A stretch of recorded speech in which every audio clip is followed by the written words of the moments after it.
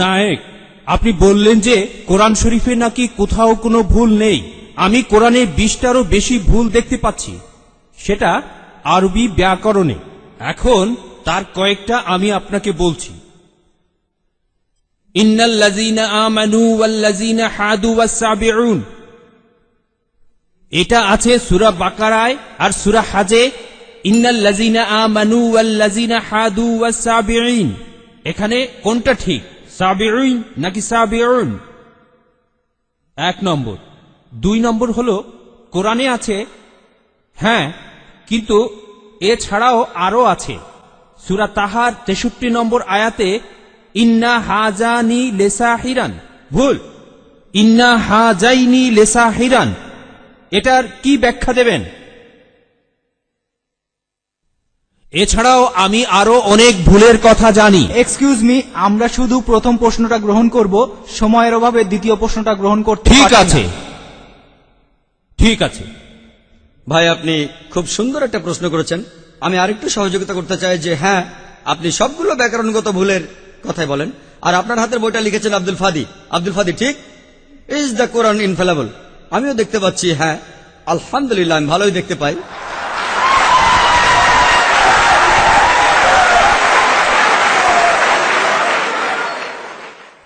আমি এই 20টা ভুলের সবগুলোর উত্তর দেব, কারণ আমি বইটা পড়েছি। আমি সবগুলোর উত্তর দেবো ইনশাল্লাহ, ইনশাল্লাহ। 1 নম্বর পয়েন্ট ভাই, 1 নম্বর পয়েন্ট, এখানে 1 নম্বর পয়েন্ট হলো যে আরবির সব ব্যাকরণ এসেছে কোরআন থেকে। কোরআন হলো সর্বোচ্চ আরবি বই, যে বইটাতে সবচেয়ে উঁচু মানের সাহিত্য আছে। আরবি ভাষার সব ব্যাকরণ এসেছে কোরআন থেকেই। কোরআন হলো ব্যাকরণের মূল গ্রন্থ, আর কোরআন যেহেতু ব্যাকরণের মূল গ্রন্থ এবং সব ব্যাকরণে এসেছে কোরআন থেকে, কোরআনে কোনো ভুল থাকতে পারে না। 1 নম্বর পয়েন্ট। 2 নম্বর পয়েন্ট, 2 নম্বর পয়েন্ট, 2 নম্বর পয়েন্ট।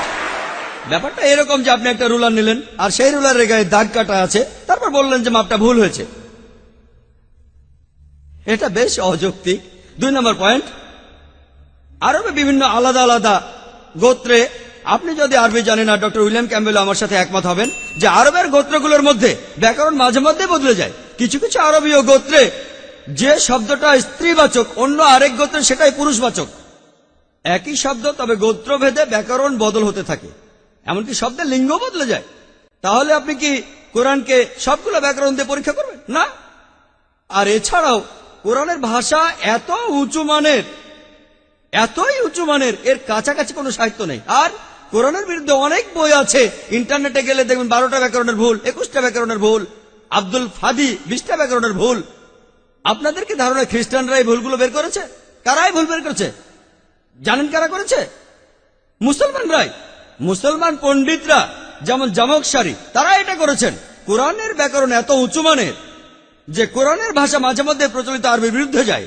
কোরআনের ব্যাকরণ এত উঁচু মানের, কোরআনের ব্যাকরণ এতই উঁচু মানের, এজন্য তারা উদাহরণ দিয়েছে। আমিও একটা উদাহরণ দেব, এতে আপনারা সবগুলো উত্তর পেয়ে যাবেন।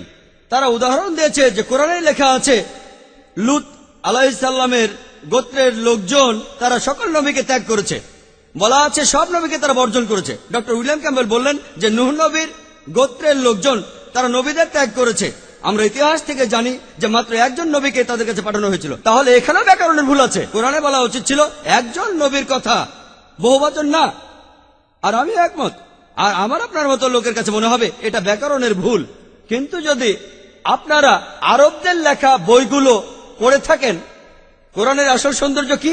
সৌন্দর্যটা হলো কোরআনে কেন একজন নবীর কথা না বলে নবীদের কথা বলা হয়েছে। আপনারা জানেন কেন?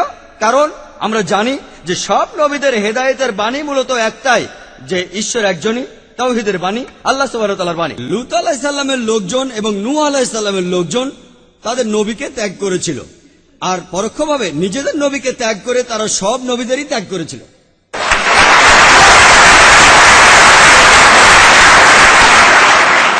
সৌন্দর্যটা দেখেন, ভাষার অলংকার দেখেন, আলহামদুলিল্লাহ। আপনার মনে হতে পারে এটা ব্যাকরণের ভুল, কিন্তু এটা ভুল নয়।